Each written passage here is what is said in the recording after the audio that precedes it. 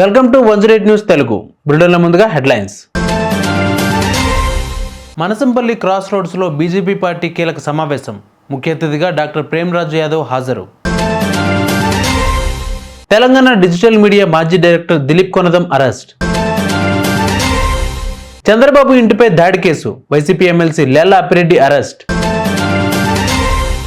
రాష్ట్రంలోని అన్ని విద్యాసంస్థలకు ఉచిత విద్యుత్, డిప్యూటీ సీఎం భట్టి వెల్లడి.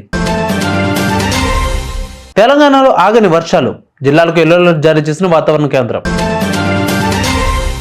ఇండియాలో భారీగా ట్యాక్స్ చెల్లిస్తున్న సెలబ్రిటీలు వీరే.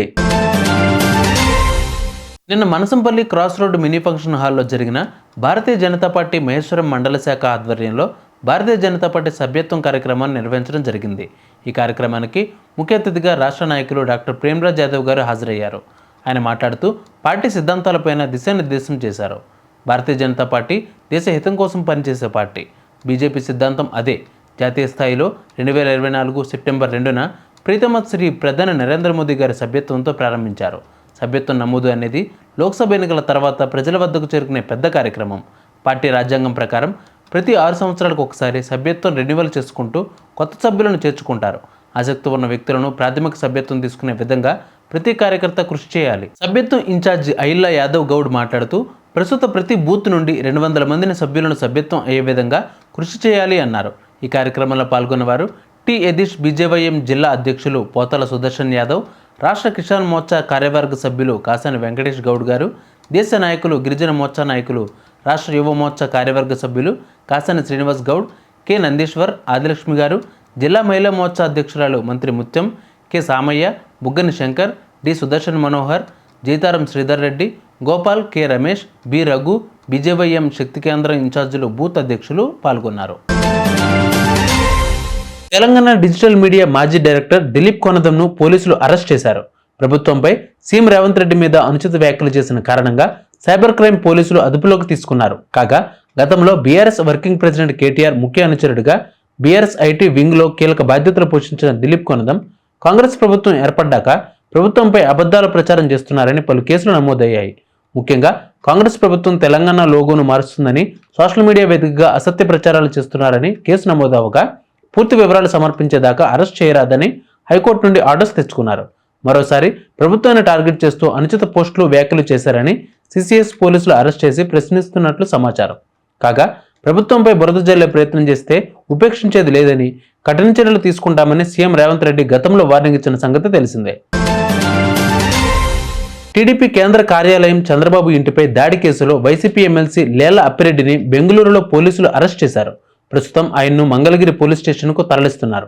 ఇదే కేసులో వైసీపీ నేతలు జోగి రమేష్, తలసిల్ల రఘురాం, దేవినేని అవినాష్ కోసం అధికారులు, పోలీసులు బృందాలను ఏర్పాటు చేశారు.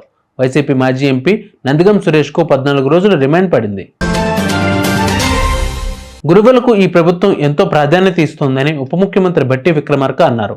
ఉపాధ్యాయ దినోత్సవం సందర్భంగా హైదరాబాద్ రవీంద్ర భారతిలో ఏర్పాటు చేసిన కార్యక్రమంలో 41 మంది ఉత్తమ ఉపాధ్యాయులకు అవార్డులు ప్రదానం చేశారు. ఈ సందర్భంగా భట్టి విక్రమార్క మాట్లాడుతూ రాష్ట్రంలోని మొత్తం 27,862 ప్రభుత్వ విద్యా సంస్థలకు ఉచితంగా విద్యుత్ సరఫరా చేస్తామని ప్రకటించారు. రాష్ట్రంలో వరదల సమస్యల వల్ల సీఎం రేవంత్ రెడ్డి ఈ కార్యక్రమానికి హాజరు కాలేకపోయారని తెలిపారు.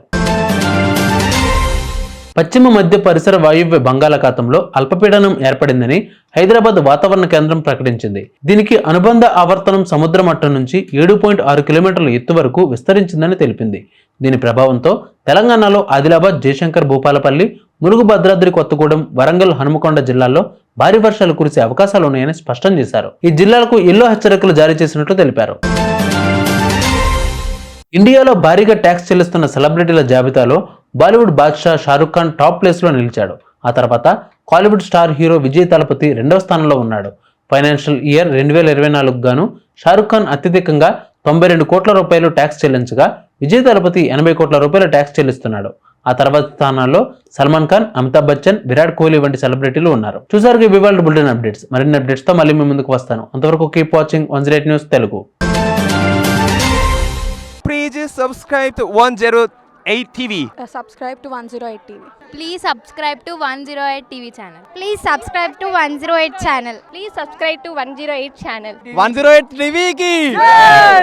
Please subscribe to 108 channel. Please subscribe to 108 TV. Please subscribe to 108 TV. Please subscribe to 108 TV. Please 10 TV follow. Please subscribe to 108 TV channel. Please subscribe to 108 TV. Please subscribe to 108 TV. Please subscribe 108 TV. 108 టీవీని follow అవ్వండి. 108 TVని follow అవ్వండి. Please subscribe to 108 TV.